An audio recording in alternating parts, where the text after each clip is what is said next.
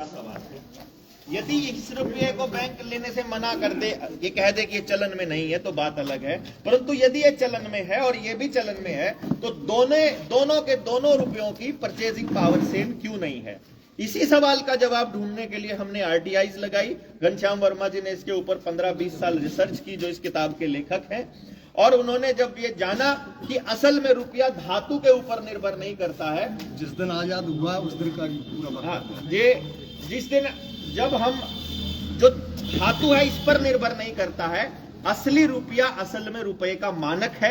जब हमने उसकी खोज करी तो आर्काइव से हमें दस्तावेज मिला, 15 रुपया बराबर एक मोहर यानी कि 11.664 ग्राम शुद्ध सोना, ये भारतीय रुपए का मानक है।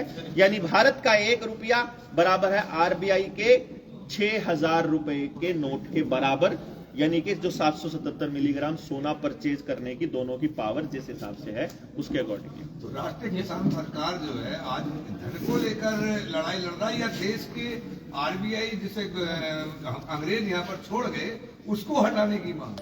हमारा उद्देश्य है कि देश के लोगों के साथ हो रही गद्दारी, उनके साथ हो रहे धोखे को रोका जाए, वो जिस भी तरीके से रोका जाए। आज हम सरकार के पास जा रहे हैं, अदालत में जा रहे हैं, आप मीडिया बंधुओं के पास आ रहे हैं, जनता के बीच जा रहे हैं, हम बता रहे हैं। अब हमने अपनी अदायगी कर दी। आप जयप्रकाश यादव जी का केस आप देखेंगे, उन्होंने अपना फुल पेमेंट कर दिया है, उसके बाद भी बैंक उनके घर को कब्जा करने के लिए आ रहा है। हमने कहा कि आप हमें कम से कम लिखित दस्तावेज तो दे दीजिए। वो लिखित दस्तावेज देने की बजाय सिर्फ इतना कहता हमें नहीं पता, ऊपर से ऑर्डर है। वो ऊपर कौन है जहां से ऑर्डर है, कम से कम वो तो पता चले। वो ऊपर वाले के पास पहुंचने के लिए हम लोग जद्दोजहद कर रहे हैं कि कोई ऊपर वाला आए, वो कहे कि मैं हूं जो सर्वोपरि हूं, जो कह रहा हूं।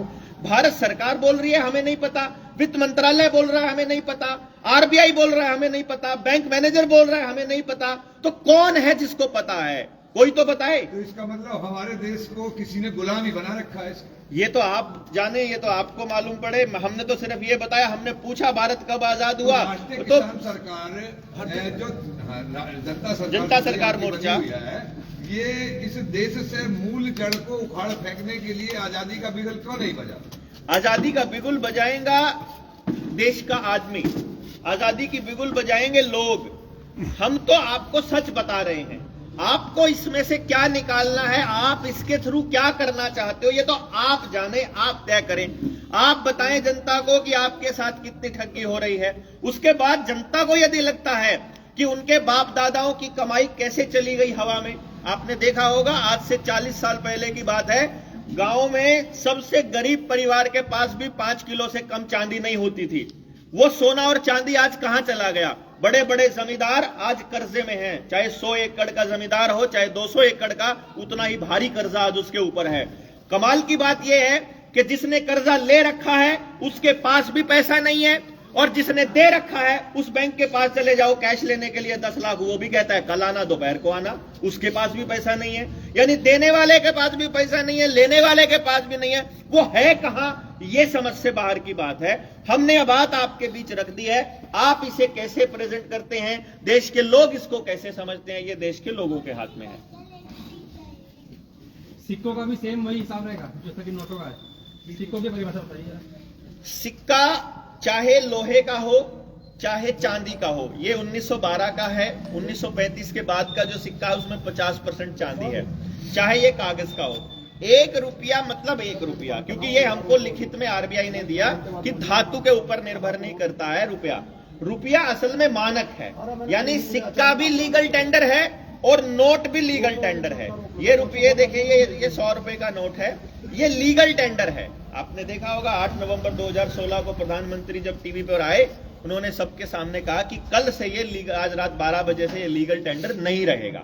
यानी कि आपके पास यदि उस रात 10 लाख रुपए की जमीन आपने खरीदी होती तो वो जमीन का कुछ नहीं बिगड़ता। 10 लाख रुपए की भैंस खरीदी होती, आपका कुछ नहीं बिगड़ता। 10 लाख रुपए की कोई धातु, कोई सोना चांदी खरीदा होता तो आपका कुछ नहीं बिगड़ता। लेकिन 10 लाख रुपए कैश आपके पास पड़ा है, वो रातों रात खत्म हो जाएगा। ये आरबीआई को स्पेशल पावर दी हुई है कि ये धन आपका नहीं है, ये धन का रिप्रेजेंटेटिव है, ये धन की पर्ची है, असली धन आरबीआई के पास रखा हुआ है और देश के प्रत्येक नागरिक को चाहिए कि वो बैंक में जाए और कम से कम अपना 100 रुपया जमा करा के बैंक मैनेजर से रसीद ले और बैंक मैनेजर को एक एप्लीकेशन दे और बोले कि मुझे इसके ऊपर लिखा हुआ है गवर्नर ने कि मैं धारक को 100 रुपए अदा करने का वचन देता हूं, गवर्नर के वचन खंड के अनुसार मुझे मेरे 100 रुपए चाहिए इस नोट के बदले, तो आपको मालूम पड़ जाएगा कि आपके साथ कितनी ठगी हो रही है यदि बैंक आपके 100 रुपए आपको नहीं देता है तो। यानी ये कुछ भी नहीं है, ये केवल एक ऐसा कागज का टुकड़ा है जिसकी कोई वैल्यू नहीं है। आप घर में लिख करके दिख दीजिए कि मैं धारक को 200 रुपए अदा करने का वचन देता हूं, वैसा ही उतनी ही वैल्यू का है, लेकिन हम इसे मान रहे हैं कि ये रुपया है, इसलिए ये चल रहा है बाजार में। असल में ये कागज के टुकड़े से ऊपर कोई धन वैल्यू इसके अंदर नहीं है। ये खुद भारत सरकार ने बोला है हमको और इस किताब में सारे प्रमाणिक दस्तावेज दिए गए हैं। तो गवर्नमेंट फिर क्या एक्शन ले रही है जब सबको पता है कि गवर्नमेंट के साथ मिलकर बैंक ये सारा खेल खेल रहे हैं? गवर्नमेंट क्या एक्शन लेगी? गवर्नमेंट के सामने तो प्रतिवादी बनकर हम कितने बार जा चुके, गवर्नमेंट के सामने तो एप्लीकेशन डाल चुके, 2000 से ज्यादा आवेदन 100 रुपए के डाल लिए, आरबीआई के पास डाल लिया, आरटीआई डाल ली, यहां तक कि थाने के अंदर एफआईआर की कॉपीज पड़ी हुई है, कोई थानेदार एफआईआर कर नहीं रहा है। थानेदार की मेज के ऊपर आईपीसी रखी होती थी, हम थानेदार को निकाल के दिखाते थे, धारा 489 ABCDE 232 से लेकर 254 तक सारी धाराओं के अंदर हमने सारी डिटेल दी कि ये देखो ये कूटकरण है भारत के रुपए का, ये धाराएं लगेंगी, कॉग्निजेबल ऑफेंस है, अंदर जाएंगे 8 साल से आजीवन कारावास तक का। लेकिन उसी टाइम पुलिस वाला थानेदार, सब थानेदार एक बात बोल देते हैं, हमको ये केस, हमको ये वाला एफआईआर करना सिखाया ही नहीं गया है किसी ट्रेनिंग के अंदर, किसी वकील को ये केस लड़ना नहीं सिखाया गया, किसी जज के सिलेबस में ये सिलेबस नहीं है, किसी अर्थशास्त्री को ये नहीं सिखाया गया अर्थशास्त्र में, किसी कॉलेज में नहीं पढ़ाया गया, किसी स्कूल में नहीं पढ़ाया गया। जब कहीं इसका जिक्र ही नहीं हुआ तो हमें इसका पता ही नहीं है और हमारी अगली पीढ़ी को तो बिल्कुल नहीं पता है।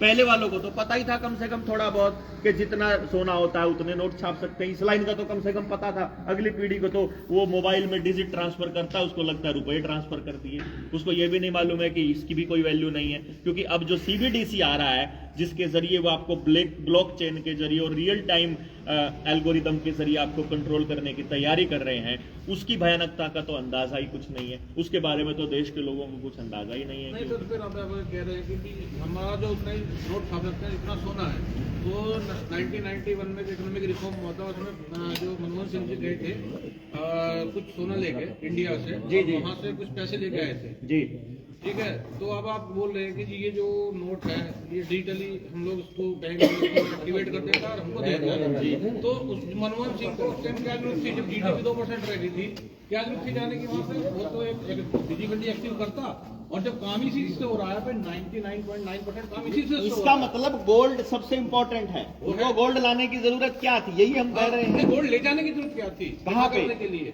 इंग्लैंड कहीं पर नहीं लेकर गए थे, आरबीआई ही लेकर गया है, मनमोहन सिंह कभी नहीं लेकर गए। जितना भी गोल्ड गया है भारत सरकार कभी नहीं भेजती, वो आरबीआई का ही खाता है सारा का सारा। और आपको जो बताया जा रहा है, आपको जो बताया जा रहा है कि भारत की सरकार ने रुपए के पीछे गोल्ड रखना बंद कर दिया था, ये बहुत बार एक प्रचलन में आपके सामने आएगा ये बात।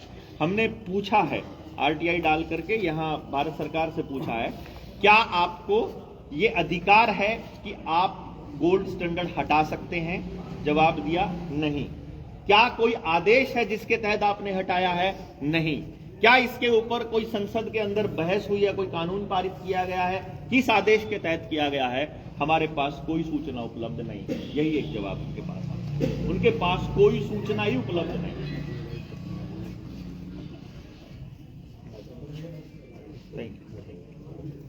Thank you very much.